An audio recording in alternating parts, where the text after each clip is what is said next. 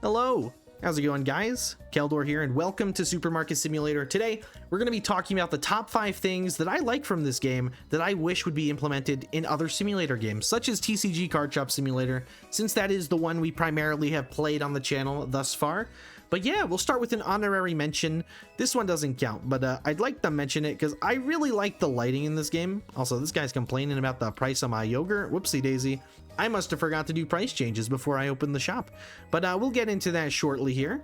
So first things first, the lights, honorary mention. In TCG Card Shop Simulator, you actually only have lights at the front of the store, and it makes no sense because it lights up the entire store. It looks kind of goofy, but in this store, you can buy your own lights. You could choose their placement even, which is even cooler. So let's move one of these lights, for example. I'll do this one. And as you can see, as you move it, the lighting actually changes, which I know, it's not that amazing. That's how it works in most games. But yeah, I think a little detail like this is really nice. And it does get pretty dark in here when the lights are off as well, especially at nighttime. But we're going to leave the lights on for the remainder of this video. And let's hop into the top 5 things I'd like to see in other games. Starting with the most obvious one. This was not always in Supermarket Simulator, but it is a very welcomed addition to the game. And that is going to be the tablet. So this makes ordering in this game so easy. Oh my god, if you guys haven't played this game, let me just show you how easy this is. We can head on back to our storage here. We can take a look at our items and we can see which boxes are missing. Okay, so I'm missing one box of these. We scan it and that adds it to our cart. I think we can use a little bit of these. Let's get 3 of those. A little bit of that. I like to keep my storage rather full, so we'll get some of those. Oh, we need a lot of those. Okay, let's get 3 things of flour. We'll get 3 things of, what is that, noodles it looks like? Oh, we're out of that. We're gonna need 4 of those, 3 of those, and you guys get the point. I'm not gonna go through and do all of my orders. I'll just do a couple of the ones that are really low. And just like that, once you order, it just spawns perfectly piled right in the front of your store. I like it a lot. And it's very convenient, and I wish that other simulators had scanners. Some do, I'm sure, but the ones I've played have not. Number 2.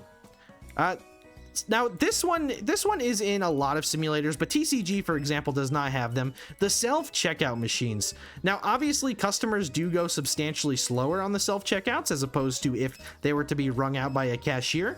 But just having 4 of them here, having a helper to help them when they get stuck, it just makes the process so much faster, and you don't have to have so many cashiers as long as you've got Wally here helping them out with the self-checkout. I think it's a very welcomed addition to the genre. And it makes sense because in a lot of these types of stores, self-checkout machines are there. So you would kind of, oh, we just boosted our guy, which, you know what, we're just going to segue right into number 3, employee speed. Now, if you're thinking of TCG, you're probably thinking of Zach, one of the slowest employees to exist in any single simulator game. And in this game, the employees are rather slow as well. However, if you throw $3 in their pocket, look at the top right, watch my money go down, you will speed them up for a little bit, and I will get him up to maximum there. And there we go. For the low price of $18, this guy's gonna be running a marathon, stocking the shelves super fast. Let's get this guy all the way boosted up as well.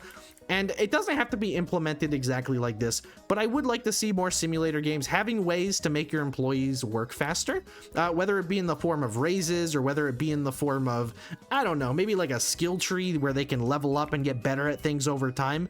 Because it's just embarrassing, man. Like, Zach, Terrence, all of the early game employees you get in TCG, they're completely useless late game, other than just having them as bodies to help stock shelves while Axel does the majority of the work, you know?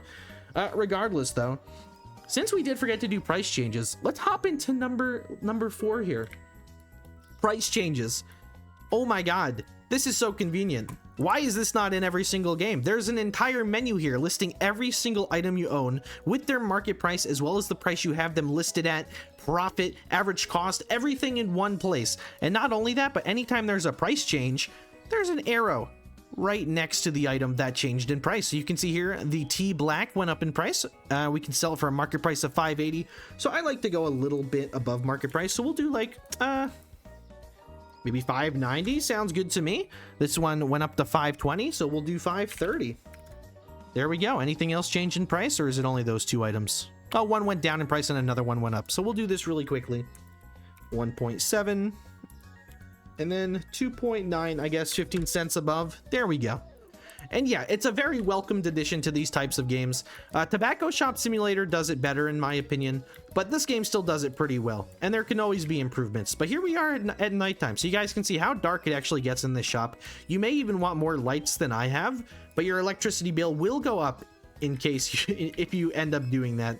I don't really care though. I'm early enough in the game where I'm not too worried about min-maxing too much. I just want to enjoy the game, and I want to be able to see while I'm doing stuff at night. And last but not least, I believe this is also a new addition to Supermarket Simulator. Correct me if I'm wrong. I believe it came out last month. We have a crate here. Okay, and this is very important. So in TCG Card Shop Simulator, if you want to move items off of a shelf to another shelf, say you're doing a redesign, you need to save up a bunch of empty boxes. In this game, no. You just have a bin that you carry with you at all times. And look at that. You just suck them up into the bin. But wait, there's more. In the words of Billy Mays, we can also put multiple different types of items into the same bin, which is something that I have never seen in one of these games before. And yes, you can close it out, you can reopen it up. Obviously, there are some drawbacks. It's always in your inventory. You cannot place this thing, I do not believe. No. I mean, there is the option. It says R to throw, but that's probably just to throw the products. Let's try. Yeah, that's it. You can throw the product on the ground. Doesn't really serve any purpose, but hey, you're able to. But yeah, thanks for watching, guys. This has been Supermarket Simulator, and those have been 5 things that I would like to see implemented in other simulator games from this game. I'd like to reiterate one more time. I'm not saying this game is perfect. I can give some examples of things I don't like about the game. One example that I've noticed is you only have 1 save slot in this game. So if you wanted to run a separate store, you would probably have to make a second Steam account or download. There's probably a mod out there that fixes the issue. Regardless, though, that's just one example of something I don't like. Let's see. Can we come up with one more thing that I don't like, just so it doesn't seem like I'm glazing this game?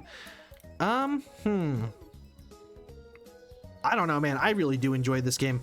But as you can see, a lot of our shelves are pretty empty. So even with 2 employees fully boosted, yeah, it's rough. It's rough. I cannot wait until I hit level 29, which, oh my god, wait, hold on. Are we going to end this video at level 29? Hold on. Let's wait for these checkouts to finish here. We might be able to hire our 3rd employee right now on camera. And the complaint that I just made may be nullified. Who knows? But the XP bar is basically at the end, so I'm hoping after maybe this purchase plus 5 experience. Come on, let's see it. Pay, yes! And just like that, we are now level 29, and I'm going to be hiring a new employee. And while we're in here, I can also showcase another cool thing about this game. Oh, I have to, oh no, I have to buy more racks in order to buy the restocker. That's fine. We'll just do this on stream tonight when we play. We need to buy 7 more storage racks before we can hire them. Oh man, thankfully we have 7k in the bank, so we're going to be able to do that. But while we're on the screen, I may as well showcase there are a lot of options you can toggle on and off when it comes to specific workers and what types of actions you want them to do regarding their specific job.